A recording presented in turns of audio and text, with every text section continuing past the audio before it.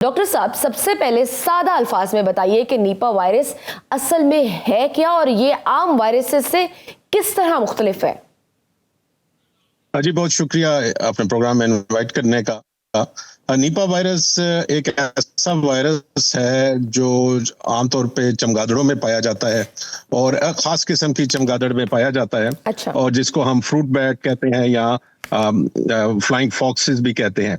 तो ये तकरीबन 25-26 साल पहले पहली दफा इसने इंसान पे हमला किया और ये जिसे हम कहते हैं कि ये जानवरों से इंसानों की तरफ शिफ्ट हुआ। और सबसे पहले मलेशिया के अंदर, सिंगापुर के अंदर बड़ी आउटब्रेक्स आई। उसके बाद बांग्लादेश और इंडिया में तकरीबन सालाना ये बीमारी आती है। तो ये वायरस चमगादड़ों में रहता है और चमगादड़ों की वजह से अक्सर जो होता है, चमगादड़ें अध खाया हुआ अपना फल जो होता है, और ये फल खाती हैं, वो नीचे फेंक देती हैं और नीचे से जानवर उनको खाते हैं और वो जानवर बीमार हो जाते हैं और फिर उन जानवरों की जो देखभाल इंसान कर रहे होते हैं वो बीमार हो जाते हैं। तो अभी तक इसका ये रहा है। बांग्लादेश के अंदर ये खजूर के तनों से एक रस निकाला जाता है, तो वो उसको निकालने के लिए वो बर्तन लगा दिए जाते हैं तनों के साथ। तो वो अब नंगे बर्तन होते हैं, तो उनके अंदर भी ये उसको पीता है, ये चमगादड़ उसको पीता है और उसके बाद उसको अगर कच्चा कोई शख्स पिए तो उसको भी ये बीमारी हो जाती है। बीमारी वाकई खतरनाक है। अगर हो जाए तो जिस तरह आपने बताया कि 75% तक अमवात हो जाती हैं। बिल्कुल। और अवाम के लिए सबसे अहम जो सवाल वो ये है कि निपा वायरस की इब्तदाई अलामात क्या हैं, सिम्टम्स क्या हैं, हमें कैसे पता चलेगा कि ये हो सकता है निपा वायरस, और किन अलामात पर हमें फौरन हॉस्पिटल जाना चाहिए?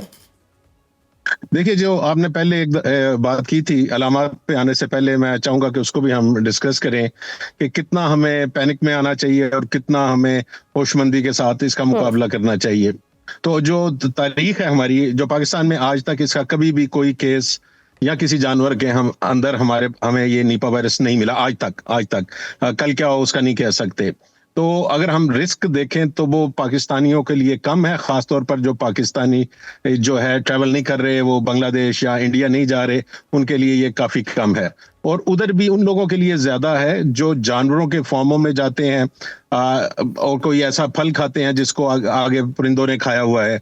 तो मेरी एक एडवाइस सारों को ये है कि हमारी ट्रेडिशन है कि अगर हम फल लेने जाएं तो फल वाला कहता है, देखें जी ये तोते ने खाया हुआ है, अध खाया हुआ, तो ये मीठा होता है फल, तो हम उसको खा लिया करते हैं। तो मेरी जो अगर पब्लिक हेल्थ मैसेज ये होगा कि कोई गिरा हुआ फल या जिसको परिंदों या जानवरों ने खाया हुआ है उसको आप ना खाएं, और जो भी फल इस्तेमाल करें उसको अच्छी तरह धोकर इस्तेमाल करें। तो एक तो ये आपकी प्रिकॉशन है। बाकी इसकी अलामत कोई ऐसी फर्क नहीं है जिस तरह बाकी वायरस की बीमारियां हैं जो हमने कई भुगती हैं। सुपर फ्लू भी रिसेंटली हम भुगत रहे हैं। तो इसके अंदर वही है, सर दर्द, बुखार, जिस्म में कमजोरी हो जाना, मतली हो जाना और कंफ्यूजन हो जाना। और जो एक्सट्रीम केसेस के अंदर इसको दिमाग को सोजिश हो जाती है जिसे एंसेफेलाइटिस कहते हैं। और बाज को फिर ये एक्सट्रीम केसेस की बात कर रहा हूँ कि जिस्म में झटके भी लगते हैं। तो इसका अलामत के बाद से ज्यादा जरूरी ये है कि हम उन चीजों से बचें जिससे ये बीमारी हमें हो सकती है। यानी अगर हम कहूँ कि क्या ऐसा पॉसिबल है कि पेशेंट को स्टार्ट में एक आम फ्लू या डेंगू जैसी सिम्टम्स हो और तशखीस में ताखीर हो जाए? देखिए, इसकी अलामत तो वही हैं जो आपके वायरल फीवर है, डेंगू हो गया, जुकाम हो गया, फ्लू हो गया, वो वाली हैं। तो आप कैसे डिफरेंशिएट करेंगे? इसका टेस्ट भी हर जगह अवेलेबल नहीं होता कि आपको खुदा नास्ता निपा है या कुछ और है।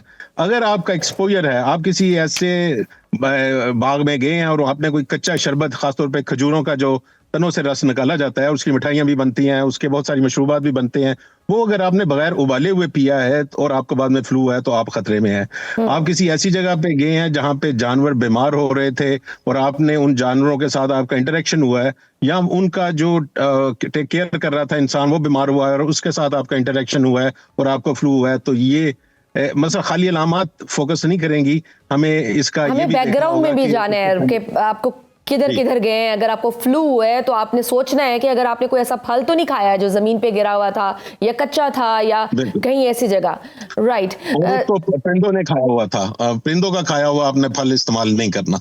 बिल्कुल सही सर। अवाम में खौफ और अफवाहें भी तेजी से फैलती हैं। ऑब्वियसली एक नई चीज आ जाए तो एक बहुत सारी परसेप्शंस आना शुरू हो जाती हैं। निपा वायरस के बारे में सबसे बड़ी गलतफहमी कौन सी है? जी, एक तो आजकल सोशल मीडिया का दौर है और लोग जितना लोगों को डरा दें अपने थंबनेल से उतने उनको क्लिक मिल जाते हैं और ये बड़ा अनफॉर्चुनेट है, जिसकी वजह से सही साइंसी सूरत हाल नहीं बताई जाती।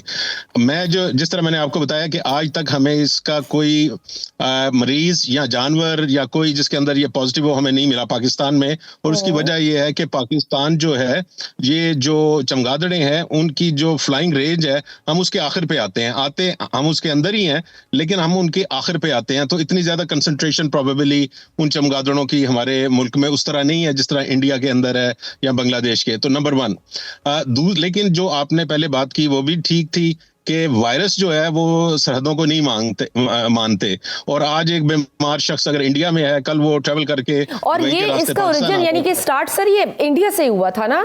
वहां तो बाज़ाहिर ऐसा लगा कि वो चीज छुपाई गई है। हाँ जी, ये मेरा आर्टिकल भी कल आया इसी पे और मैंने यही कहा है कि आपको सोचना चाहिए कि अगर इंडिया अपने मरीजों का डेटा और इस बीमारी की आउटब्रेक का ओपनली बताता दुनिया को, तो ये खौफ की लहर ना आती। क्योंकि आज तक इस बीमारी से सिर्फ 400 के करीब लोगों की हलाकत हुई है पूरी दुनिया में। तो ये नहीं है कि ये बीमारी पहले हजारों लोगों को मार चुकी है, लेकिन क्योंकि इंडिया की तरफ से बिल्कुल कोई इन्फॉर्मेशन नहीं आ रही तो हमें ये नहीं पता कि बीमारी उनके कंट्रोल में है या नहीं है। ये भी हो सकता है कि वर्ल्ड कप है, एक इवेंट है, तो मे बी वो नहीं चाह रहे होंगे कि कोई इस तरह का पैनिक क्रिएट करें दुनिया में, कोई खौफ व हरास के जो इंडिया से आ रहा है तो उनको ऐसी कोई बीमारी हो सकती है। देखिए जो गवर्नमेंट के लोग होते हैं उनकी ख्वाहिश यही होती है कि हम कोई बुरी खबर ना दें, लेकिन अगर आपने आउटब्रेक को पे काबू पाना है और आपने एपिडेमिक को शुरू होने से रोकना है तो उसके लिए बड़ा जरूरी है कि आप सच बोलें, सच्चे केसेस बताएं और बताएं कि कौन लोग थे जो इससे मुतासर हुए हैं, किसी की डेथ हुई है। अगर आप वो बातें छुपा रहे हैं तो इसी वजह से ये पूरी दुनिया में पैनिक फैली है। उसकी बुनियादी वजह यही है कि इंडिया ने अपना बता नहीं रहा, उसके मरीजों के बारे में कुछ नहीं पता लग रहा। तो ये एक बुनियादी वजह है खौफ की और जो पूरी दुनिया में फैला है। ठीक डॉक्टर साहब, एक लास्ट क्वेश्चन कि अगर आपकी फैमिली में से किसी को भी, अल्लाह ना करे अभी पाकिस्तान में इस तरह से नहीं है, बट अगर ये हो जाता है डायग्नोज तो फिर घर के बाकी अफराद को क्या करना चाहिए? आइसोलेशन का दुरुस्त तरीक़ाकार क्या हो सकता है फिर? देखिए ये क्योंकि इतना खतरनाक है तो इसका घर में तो इलाज होगा नहीं। इसको तो क्वारंटीन में हॉस्पिटल में ले जाएंगे, जो कॉन्टैक्ट्स होंगे यानी घर वाले या जिनसे मिला है उनके भी टेस्ट होंगे और ताकि उनके अंदर पास ऑन नहीं हुआ। लेकिन मेरा नहीं ख्याल कि अभी फिलहाल हम उस लेवल पे जाएंगे। अगर लोग एहतियात करें, अगर कोई लोग बीमार हैं और वो कोई इस तरह सफर करके आए हैं या उन्होंने कच्चा और रस पिया है किसी भी ये जिसे कहते हैं हम खजूर के तनों से जो रस निकलता है वो पिया है या उसकी कोई मिठाई कच्चे की इस्तेमाल की है, तो वो एहतियात करें। और वो आपके मीडियम के थ्रू ये है कि इस तरह की चीजें जो हैं उनको कच्चा ना खाएं आप। बिल्कुल ठीक।